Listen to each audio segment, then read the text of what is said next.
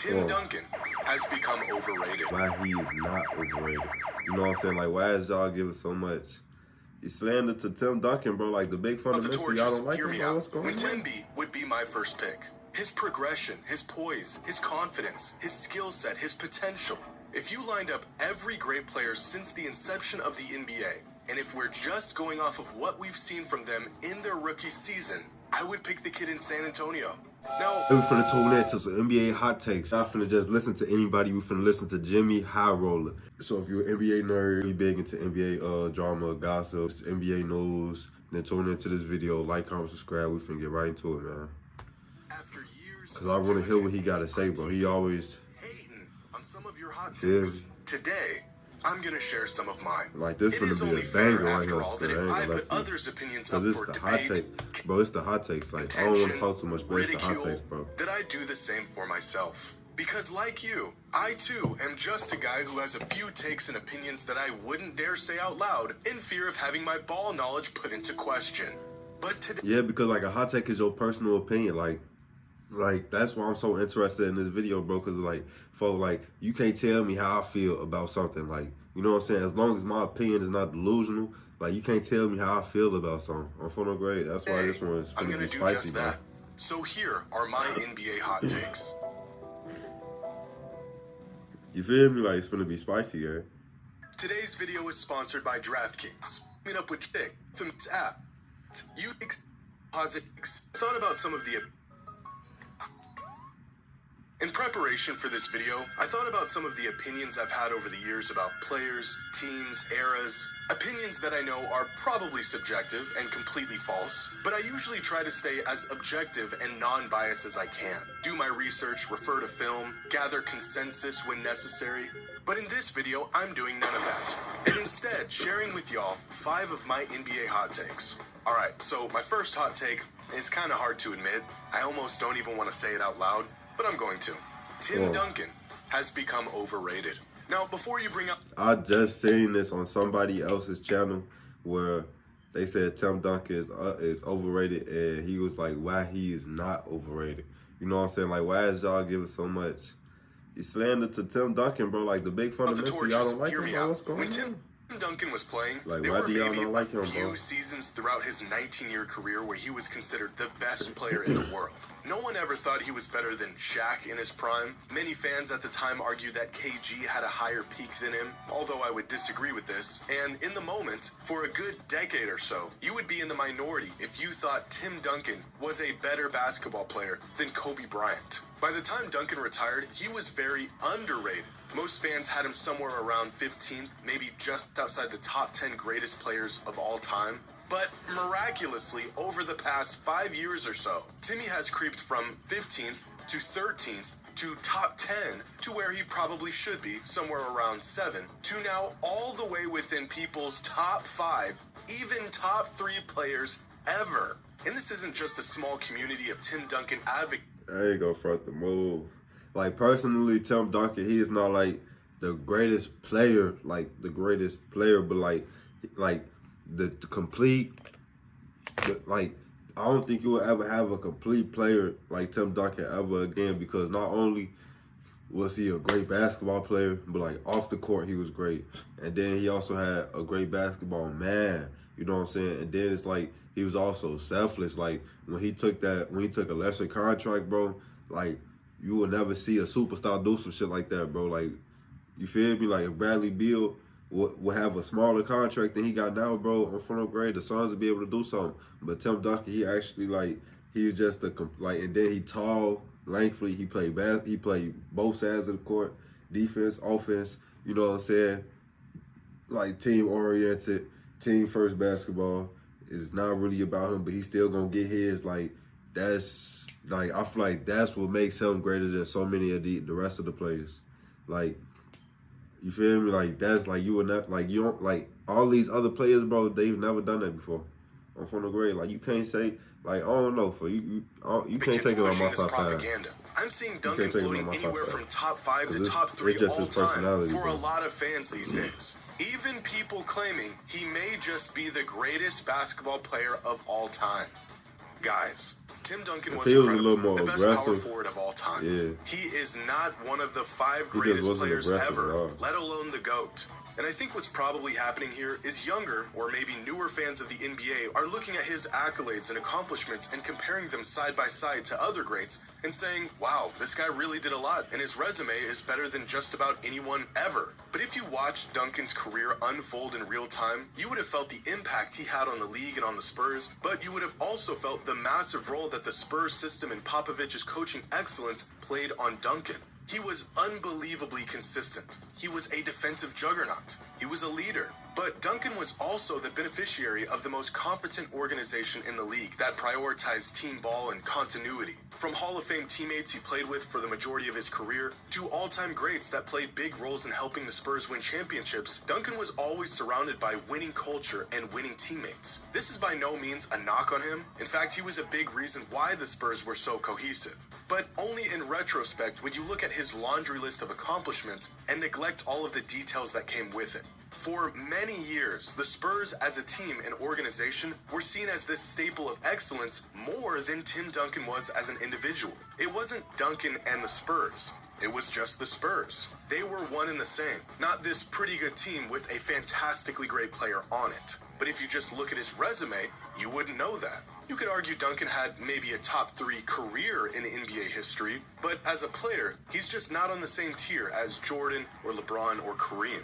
I don't know how after he retired, he has slowly crept past Shaq and Bird and Russell and even Magic for some people. I ain't gonna lie, I ain't been paying attention. I've been in my head. Duncan is one of my all-time favorite players, but he is not a top 5 player in NBA history. And it's odd to see a player who was so underrated for so many years become slightly overrated today.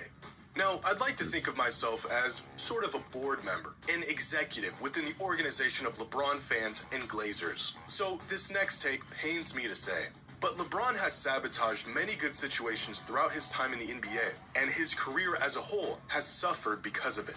We all know that LeBron has been held back by some bad front offices, selfish teammates, terrible roster constructions. But what doesn't get talked about enough is how he has gone out of his way to try to make good situations better and has inadvertently ended up just ruining things for himself in the process. Like in 2014, when he decided to sign with the Cavs instead of staying with the Heat. Why did he do that?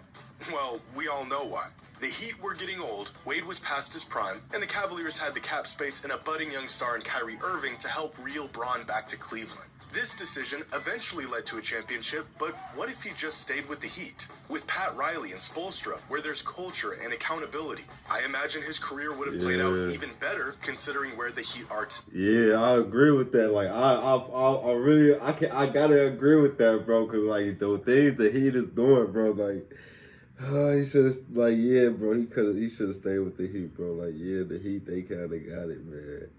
Like, I can, like, if the take was, should he have stayed with the Heat, I can agree with that. But the take was he sabotaged his own career.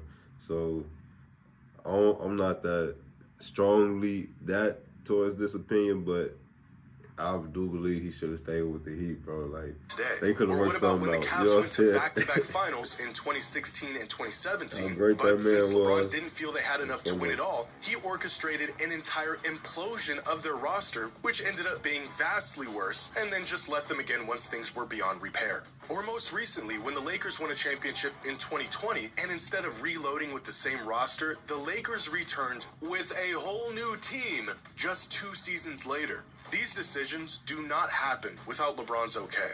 Throughout his career, he has been so quick to want more, want something better, and he can't wait around for it to happen organically, so he tries to force these things to happen. And when it doesn't work out, which it hasn't worked out a lot, the organization, the coaching staff. If the man want to switch up his teammates, bro, he want to switch up his teammates, shorty. Like, you know what I'm saying? Like, folks.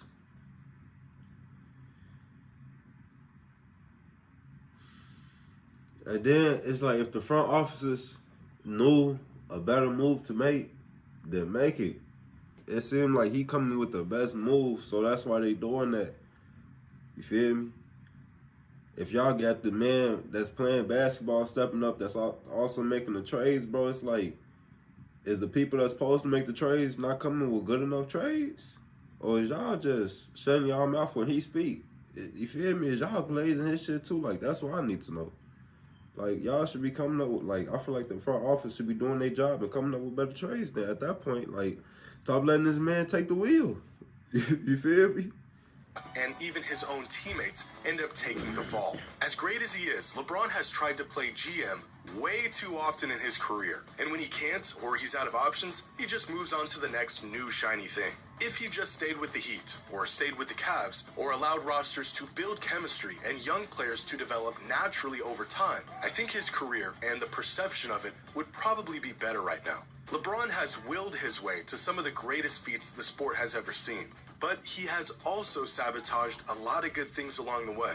Now, here's a hot take for you, and I don't care if I'm wrong. The corner three is not the easiest three-point shot. For years, everyone has said that the corner three is easier than any three-pointer, and so there's an advantage to be had there if you use them right. I wholeheartedly disagree. In the NBA, sure, the corner three is shorter than on the wing or at the top of the key, but if you play ball, you know this shot is as scuffed as it gets. When you're looking at the hoop straight on, you just have a wider margin of error. You can shoot long and bank it in. You have a better perception of depth since you're looking at the backboard. It may just be psychological, but whatever it is, you cannot convince me that this shot is easier than this shot. According to NBA.com, this season the league as a whole is shooting 39% from corner threes, whereas above the break, teams are shooting 36.1% on average. Now, that's a substantial difference in efficiency from these two different shooting zones, and it would lead you to believe the corner three is easier. But I think shooting percentage is higher on corner threes than threes above the break for two reasons. One, the best shooters in the league, the guys who are on NBA rosters to drill a few threes a game, usually spend the most time in the corner. And since most players who set up shop in the corner are sharpshooters, the overall efficiency from corner threes is boosted compared to on the wing or at the top of the key. And reason number... You gotta think, bro. Like, Ray Allen and Reggie Miller was, like, the only two, like, it was a few people back there actually taking shots like that. Like, taking threes like that, bro. And then pulling the threes that they was pulling, like, it was only a few of them. Like, not everybody was doing that. You hear what I'm saying? Nowadays, everybody is doing that. Like, everybody, bro. So it's like, the way the offense is, bro, it's taking off for them, bro. Great. Like, it's taking off. Like, offense is going crazy.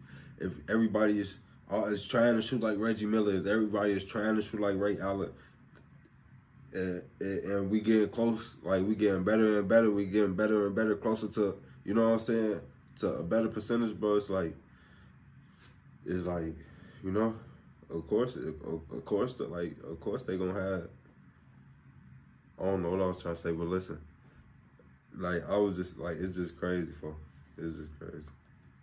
Number two, a lot of threes taken above the break are pulled up off of dribbles, players flying off of screens trying to square up and get a good shot off, and many times the players attempting these kinds of threes are the best player on their team, but not the best shooters. On the other hand, corner threes are almost exclusively set shots coming off of passes to a wide open man. The very nature of offenses in the NBA makes these corner threes easier than any other threes, because plays are often drawn up to get open looks from here from the best shooters in the world, shooting set shots with no one contesting. Corner threes, especially those real deep ones where you feel like you're behind the backboard, are not easier than any other three-pointer. Now, I know I'm going to catch some flack for this next take, and that's okay, because in a redraft of every player in NBA history just after their rookie season, I would pick Victor Wembanyama first overall. You might say this is just recency bias. You may think I'm crazy, and you're probably right. But Wemby would be my first pick. His progression, his poise, his confidence, his skill set, his potential. If you lined up every great player since the inception of the NBA, and if we're just going off of what we've seen from them in their rookie season, I would pick the kid in San Antonio. Now, my answer may be different if I were to pick anyone before they played in an NBA game. Maybe it's LeBron or Kareem. But based on what we know so far, give me the 7'4" alien. Wemby can do everything on the court. He's got the offensive skills, the defensive ability, and willingness. From what has been said,